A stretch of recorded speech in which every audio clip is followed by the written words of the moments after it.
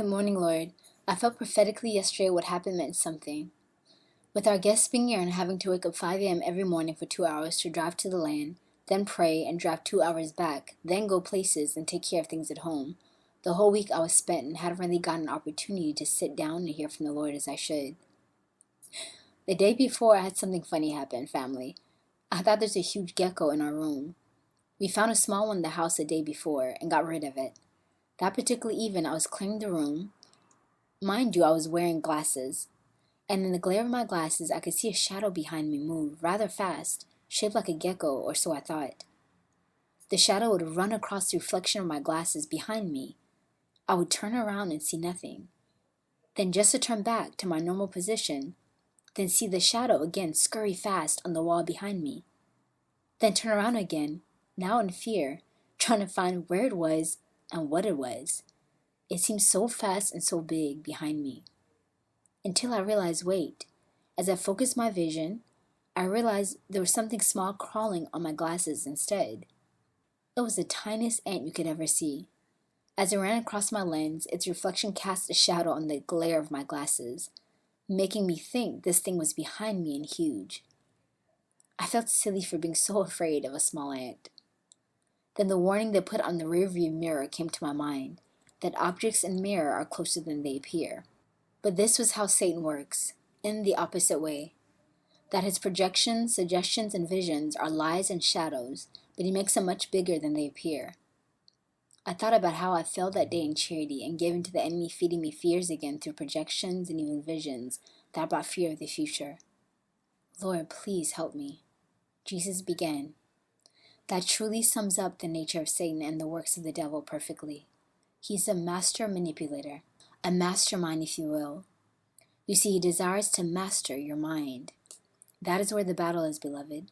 If you would renew your mind every day, keep it focused on me, on my truth, and in trusting me, he wouldn't be able to master you, or many so often. But you live in a world saturated with darkness, from the frequencies to radio waves to electromagnetic energy. He has infiltrated every sphere and atmosphere. So I know it's not easy, little one. I know it's not easy, my brides. The torments of the devil will only continue to increase. So my people must be more aware of his tactics and see them for what they are. Just projections and smokescreens most of the time. Yesterday's scenario was the perfect visual example of that. Did you see how fearful you were? Especially when this shadow went so fast across your vision, seeming so big, and you turned around, and there was nothing. You feared it more when you finally saw something, beloved. As fear gripped your heart and you began to think, is this my mind? Then you saw the shadow again scurry so fast to turn and see nothing.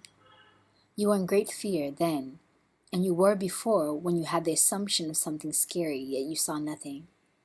You see, that is how Satan works. He presents to you a scenario, a picture, a situation, and sometimes even feelings of ominous proportion. There may be a small truth to what he presents, but he magnifies it. So you are sick. Then he projects that you will die, or you lose loved ones, or parts of your faculties. There's something you discern about a person, not a good feeling, but then he projects with suggestive thoughts, scenarios of what this person will do, and can do, magnifying it so that they become the object of your attention. You judge and distance yourself from them. Assumption is the enemy of trust, and Satan loves to provide projections and images that cause you to assume someone's motives and actions, attaching judgment to it, because of what you think you saw. He manipulates, little one. He manipulates. Just like Father Carlos' testimony about the exorcisms. When the young man possessed twisted backwards and hissed at him like a cat, with fangs and face turned into a feline. You see it in movies, and sometimes you can see the manifestation of this kind being testified in a church. Or you see it yourself, rather. Someone slithering like a snake or flopping around like a fish, a mermaid, when having deliverance. But the reality is, it's not happening.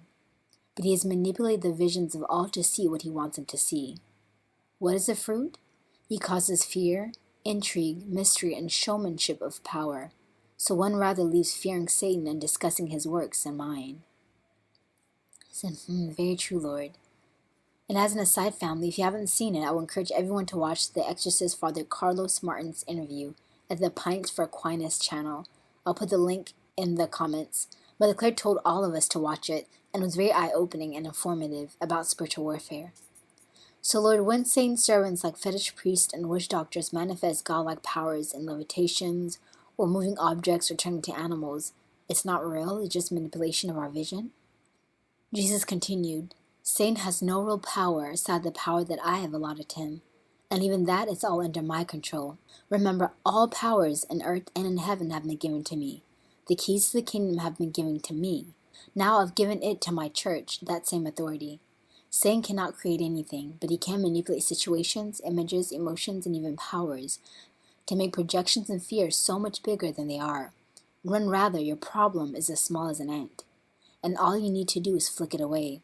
By saying flick it away, I mean cast down every lofty thought, every imagination, and every high argument that continues to rise itself up against the knowledge of my power, of my goodness, of my mighty strong arm, which is mighty to save. 2 Corinthians 10:5. No longer give what he presents power over you, my beloved little one, and that goes to you and all my brides. Whether he comes to you in lewd images, in scary projections or visions, or terrors by night, through dreams and demonic attacks, it's to cause fear and to scare you into believing he has the power. He's much bigger and stronger than you, stronger than me. He's only stronger than you to the extent in which you give what he's presenting to you power to control and manipulate your emotions, thoughts, and actions. Do not allow it any longer. One of his most lethal attacks is the attacks in the mind, because it works so well. He sends demons of gossip to remind you of something true that caused trauma to you. These demons remind you of how you felt, what was said, the foreboding feelings you had before the trauma happened. They reply like this and literally gossip to you, just as someone would come and say, "Oh, do you remember?" Or, "Oh, let me tell you such and such. Do you remember?" They play on your emotions, hashing up things from the past, and then Satan comes in with his projections of the future. Projections casting a shadow on things happening now. Magnifying the worst case scenarios, magnifying fears, doubts, terror, pain, and worry to cause you to be crippled over a small ant that you are 100 times bigger than, because greater is in you that is in the world. How does one conquer the world? Through faith, not fear. My beloved, I stand with you. I understand you and empathize with your pain, and all I've put you through for my glory. I can assure you the end will be quite glorious, my beloved little one. And to all my brides, every fire I've had you pass through, every troubled waters you endured will be ever glorious in the end, once I'm done with you. You'll be a witness, a walking masterpiece, and a testimony of faith, perseverance, of endurance, and of my goodness, that indeed I have overcome the world. And that was the end of Jesus' message. 1 John 5, verses 4-5. For everyone born of God overcomes the world. This is a victory that has overcome the world, even our faith. For who is it that overcomes the world? Only the one who believes that Jesus is the Son of God.